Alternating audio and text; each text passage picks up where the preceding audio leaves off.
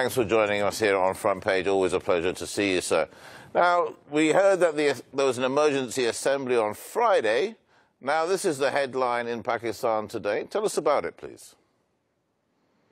Well, the Prime Minister Imran Khan has blamed the foreign powers, and when he says the foreign powers, that obviously means the US and the Western countries, of funding a regime change in Pakistan. The opposition party launched a no-trust motion against him, and that is likely to be successful because there are serious allegations against the opposition parties that they have purchased the loyalties of at least 20 members of his party. So his ouster apparently seems likely. Yesterday, he addressed a mass gathering over at least I would say over 100,000 people in Islamabad, and he showed them a paper which he said he has received threats from a foreign country, and he said, I'm not going to make its contents public.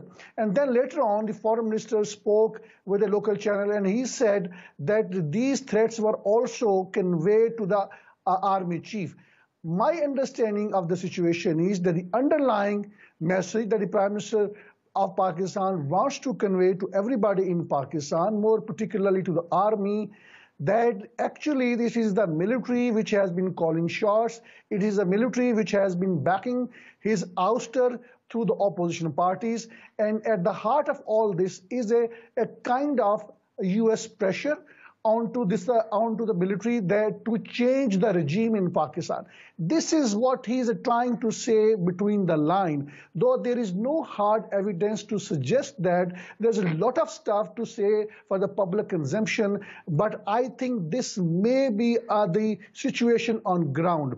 However, it appears that the Pakistan's Prime Minister has managed to retain his public support. He was somewhat unpopular in recent months because of unprecedented price hike, because Pakistan went to the IMF to have a loan packages, and IMF came up with a lot of conditionalities, as a result of which there was unprecedented price hike. And many people believe here in Pakistan that because of political reasons, IMF came up with the unprecedented conditionalities, as a result of which Prime Minister became unpopular, and the military thought that he is unpopular, he can be ousted.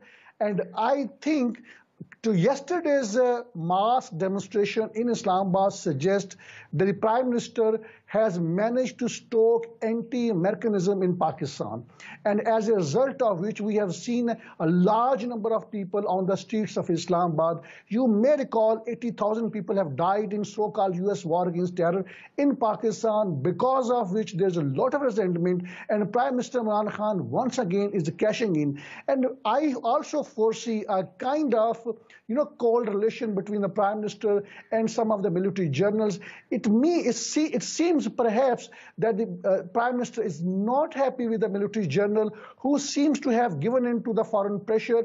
And you may recall that the Prime Minister had a visit to Russia at a time when Russia had invaded Ukraine, and that has not gone down well with the US and other Western countries, and probably they are trying to teach him a lesson. And you may recall that in Pakistan, many of the prime ministers and presidents and top leaders, they were directly or indirectly assassinated by the Americans in the past, and Americans are known to have worked in Pakistan to change the regime through military, and that is what Prime Minister Imran Khan again apprehends is going to be repeated in days to come. And Javed, as always, straight to the point and very concise. Thank you so much for joining us here today on Front Page. We'll speak again soon, Javed. Take care. Stay safe. There you go.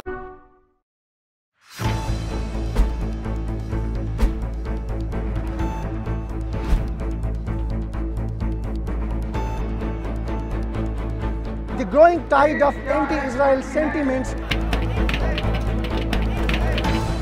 What you see behind me is just tip of the iceberg of what is happening in the country.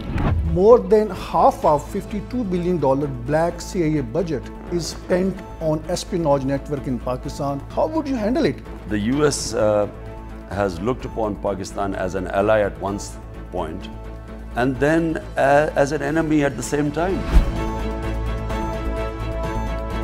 That is going to be the first legal reason on the basis of which he is going to be instantly ousted by the Supreme Court of Pakistan.